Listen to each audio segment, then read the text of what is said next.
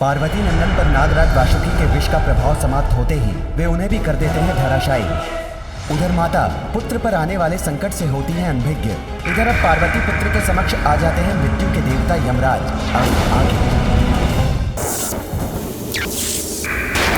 अरे ये अपने शरीर से उत्पन्न कर ये कैसे भयावनी पीठ भेज रहे हैं मेरी ओर।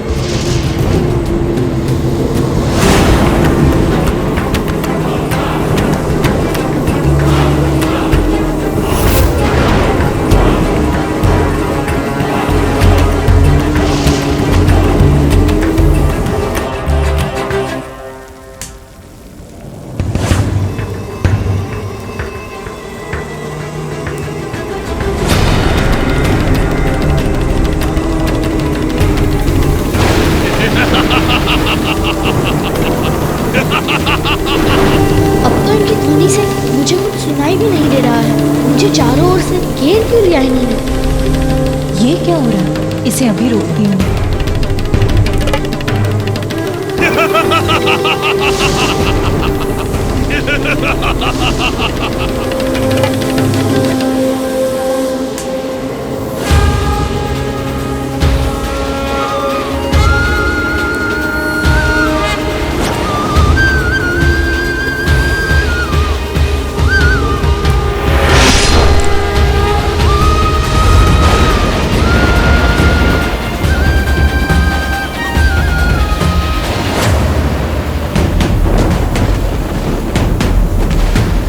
प्रकाश कहां से आया जिसने मेरे मृत्यु के पाश के प्रहार को भी विफल कर दिया?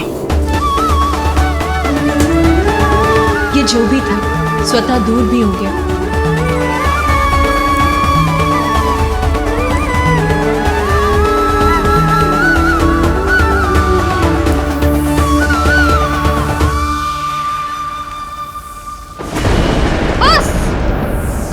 मृत्यु भी मुझसे पराजित हो गई।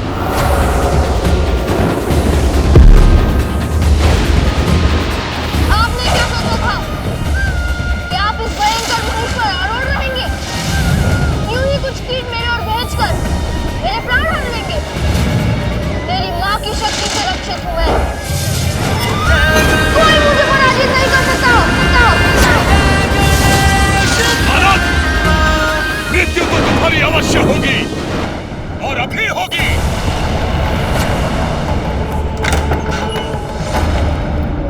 नारद भयभीत, माता पार्वती के पुत्र ने कैलाश में उत्पात मचाया हुआ है प्रभु। याद है मुझे देवर्षि नारद, किंतु स्थिति इतनी बिगड़ी कैसे?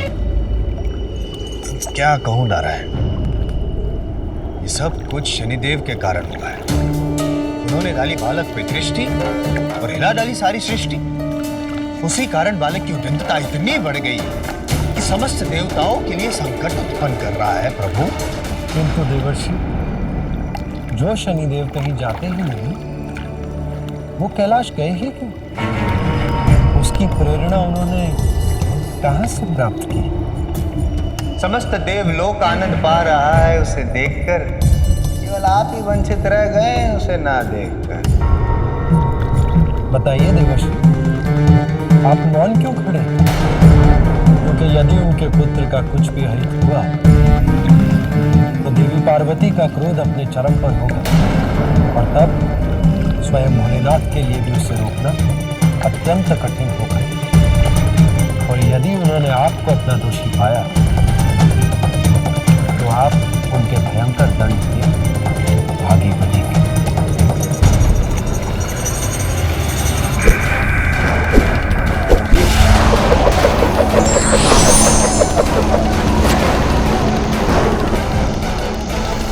दंड बालक, मेरे पाश का प्रहार कभी विफल नहीं होता। ओह, इन्होंने तो बांध लिया मुझे। अब तुम्हें मेरी शक्ति का ज्ञान होगा बालक।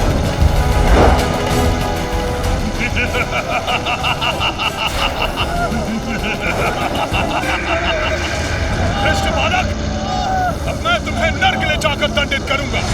इनका यमलोक तो वास्तव में भयंकर है। इतना भीषण दंड जिसके परिणाम स्वरूप ऐसी चित्कार सुनाई दे रही है। ऐसी ही दुर्गति होगी तुम्हारी भी, दृष्ट बालक। यमराज से अब तुम्हें कोई रक्षित नहीं कर सकता।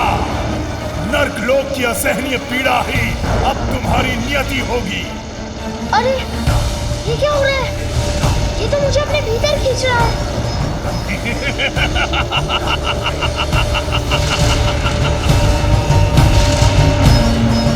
मैंने शीघ्र कुछ ना किया तो ये खींचकर अपने यमलोक ले जाएंगे मुझे।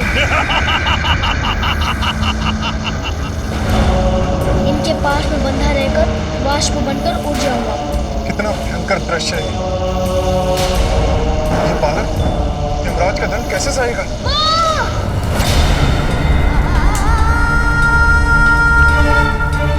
ये कैसी अनिष्टकारी अदृश्य शक्ति जो मेरे निकट आने का दुस्साहस कर रही है। अरे ये मुझे असहनीय पीड़ा हो रही है।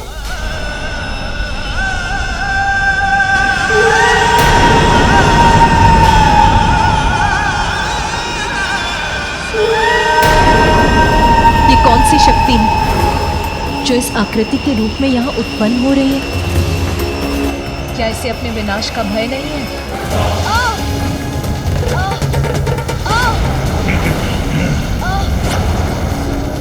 आप चिंता मत कीजिए माँ, मैं भवन के द्वार की रक्षा करूंगा। मैं आपकी सेवा करने ही तो आया हूँ ना माँ।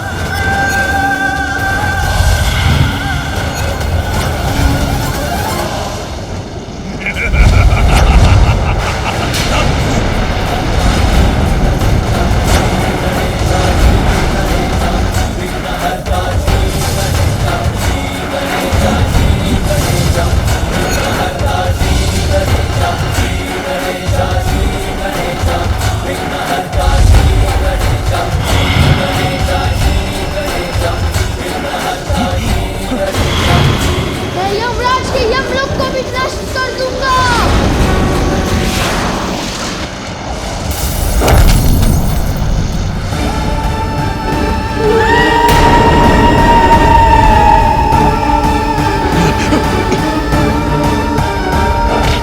देखिए यमराज, अब आपको भी ज्ञात हो गया होगा कि आप मुझे नहीं रोक सकते।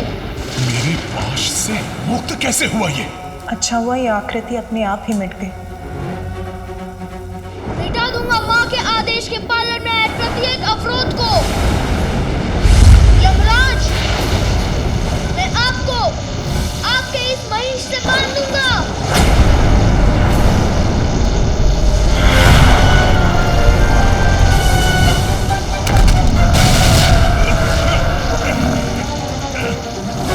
ऊर्जा तो मुझे ही खेल रही है।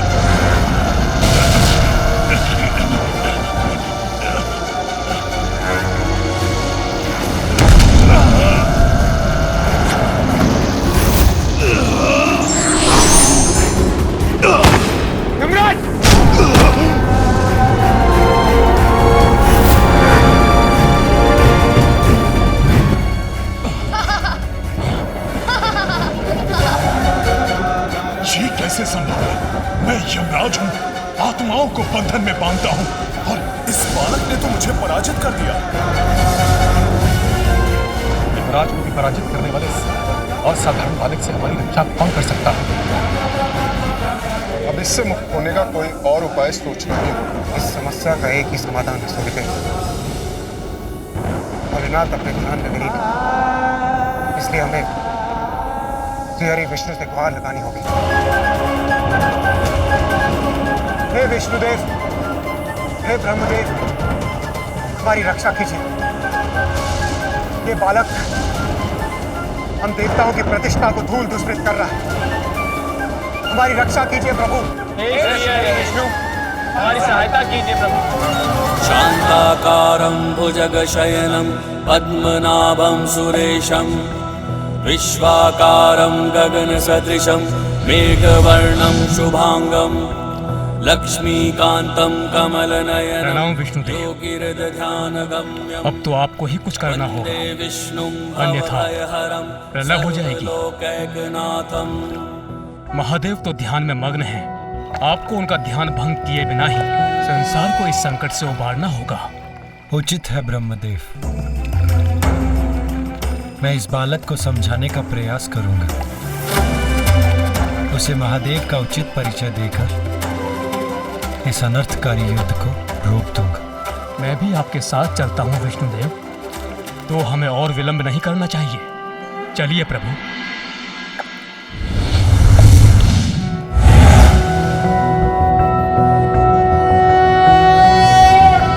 नारायणाय सुरमंडन मंडनाय नारायणाय सकल स्थिति कारणाय नारायणाय भवभीति निवारणाय नारायणाय प्रभवाय नमो नमस्ते। अत्यंत अद्भुत है ये दृश्य। ये तो अन्य सभी से भिन्न दिखाई दे रहे हैं। इतने अद्भुत ये कौन है?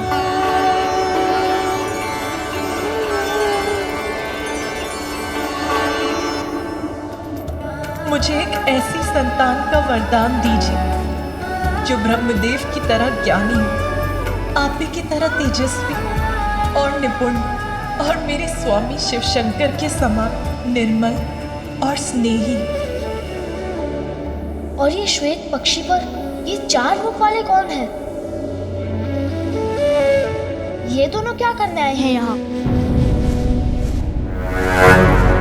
ये दोनों कोई साधारण देवता तो नहीं प्रतीत होते हैं। संभव है मुझे इनसे और भी भीषण युद्ध करना होगा। कितना अनुपम सौंदर्य है देवी पार्वती के पुत्र का। अत्यंत आकर्षक और मन भावन है इसका रूप। मेरी कल्पना से कहीं अधिक सुंदर हो तुम। ये तो मेरी प्रशंसा कर रहे हैं। कल्याण हो पुत्र। तुम्हारे अनुपम व्यक्तित्व में ज्ञान और शक्ति दोनों का समावेश होगा। स्वयं शिव और शक्ति के समान। कितना शांत, मधुर और करण पर ये स्वर है इनका। इनसे मेरा कोई पूर्व परिचय है, ऐसा क्यों लग रहा है मुझे?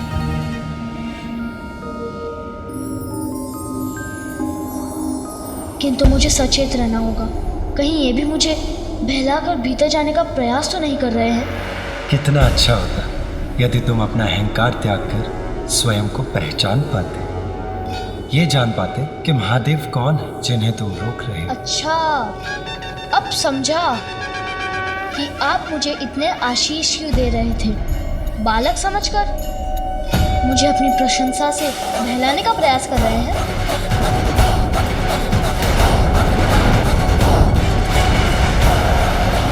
अहंकार ही नहीं, इसकी बुद्धि में तो अविश्वास भी भरा हुआ है।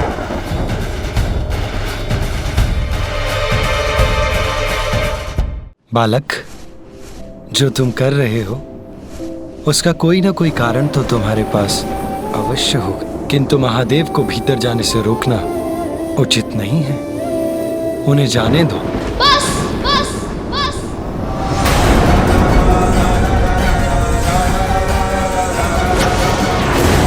अब और कुछ मत कहिए। मैं क्या कर रहा हूँ और उसका क्या कारण है, मैं आपको क्यों बताऊं?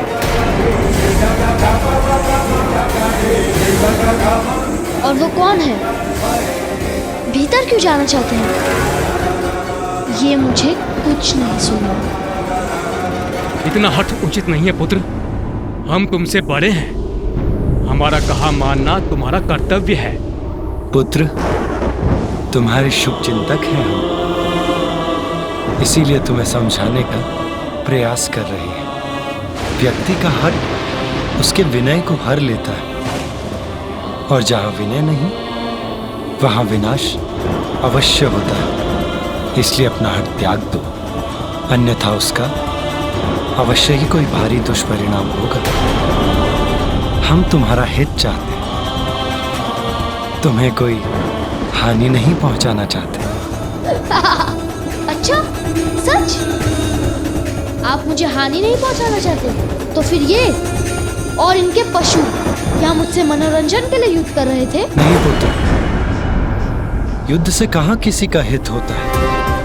युद्ध तो सदैव बुराई का अंत करने का अंतिम उपाय होता है, किंतु युद्ध तो व्यक्ति को अपने भीतर बसे अहंकार और क्रोध से करना चाहिए।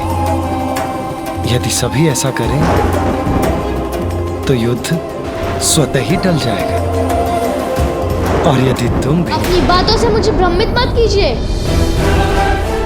ये युद्ध अवश्य टल जाता यदि आप और आपके कृपा पात्र मेरे कार्य में विघ्न नहीं डालते और मुझे अकेला छोड़ देते। सुनो पुत्र, इस समय एक ही बात महत्वपूर्ण है कि तुम अपना हट त्याग कर महादेव को भीतर जाने दो। यदि तुम्हारी माता ये बात सुनेंगी कि तुमने महादेव को भीतर जाने से रोका है तो वो प्रसन्न नहीं होंगी। मेरी माँ को इस रिवाज में मत लाइए। इतने समय से सभी को यही समझा रहा हूँ कि मैं अपनी माँ की ही बात सुनता हूँ और उनका आदेश कदापि नहीं टल सकता। बस बालक,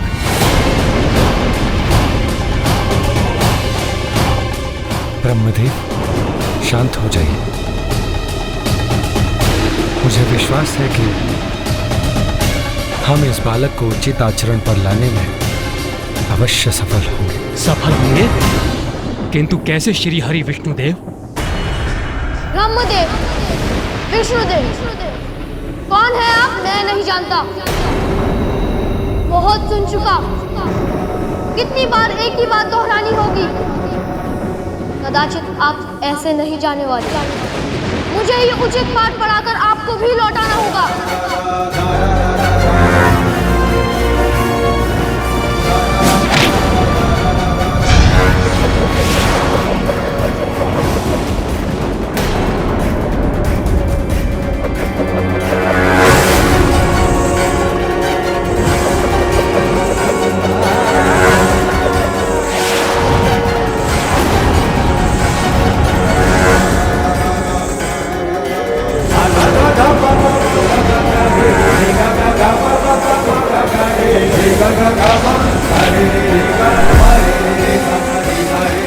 ये तो अपना सौभाग्य समझिए कि मेरे वार से बच गए। इससे पूर्व कि मैं आपको क्षति पहुंचाऊं, चले जाइए यहाँ से।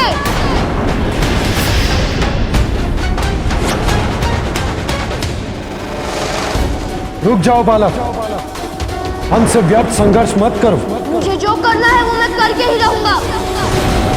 इससे पूर्व कि मैं अपनी माँ की आज्ञा का पालन करने के लिए इन देवताओं के समान आपसे भी युद्ध कर आपको पराजित कर दूं। चले जाइए यहाँ से। इस बालक का हठ इसका विवेक हर रहा है, इसीलिए हमारा भी अपमान कर रहा है।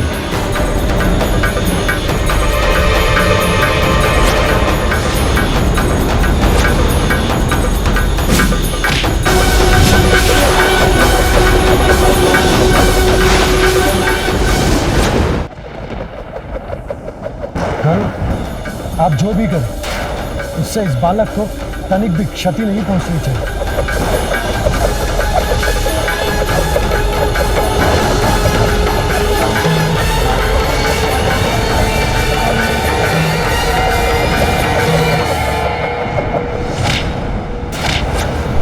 ये बालक क्यों नहीं समझ रहा है कि स्थिति अब नियंत्रण के बाहर जा रही है। मैं भी देखता हूँ मुझसे आपकी रक्षा कौन करता है।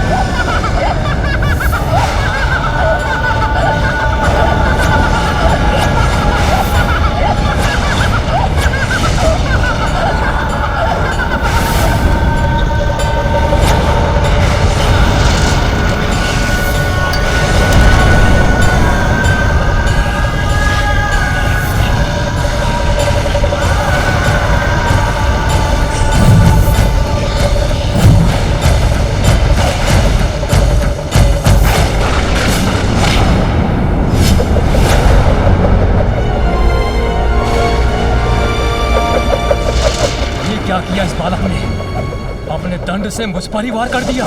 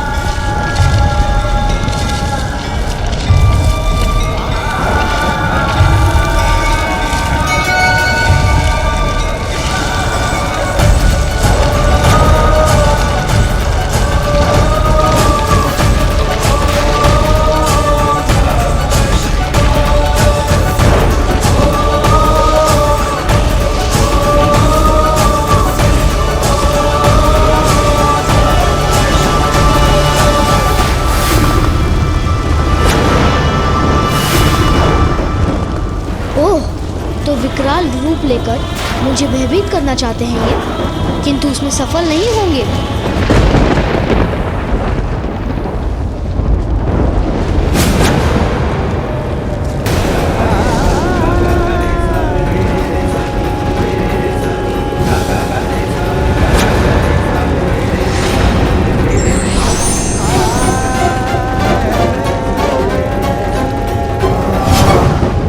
बस बस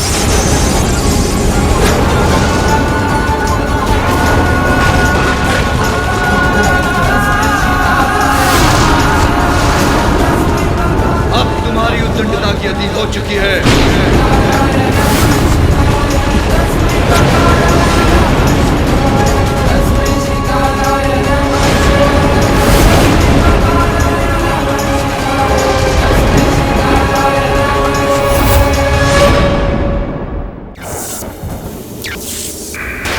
अरे ये अपने शरीर से उत्पन्न कर ये कैसे भयावने कीट भेज रहे हैं मेरी ओर।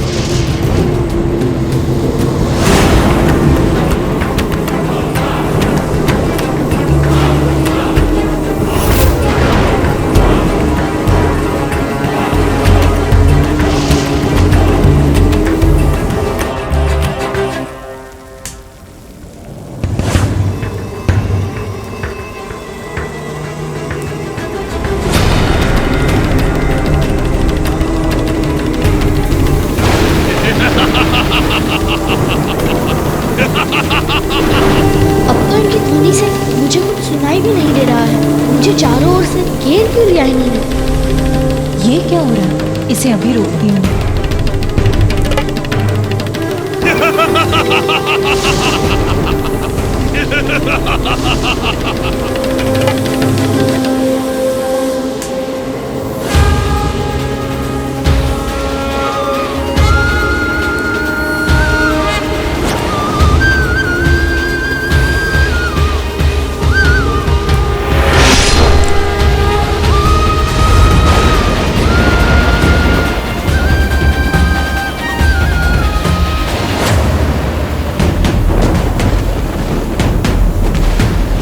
प्रकाश कहां से आया जिसने मेरे मृत्यु के पाश के प्रहार को भी विफल कर दिया।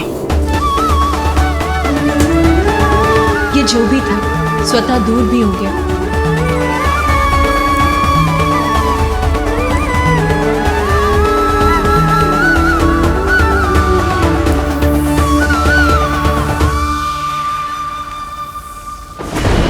बस अब तो मृत्यु भी मुझसे पराजित हो गई।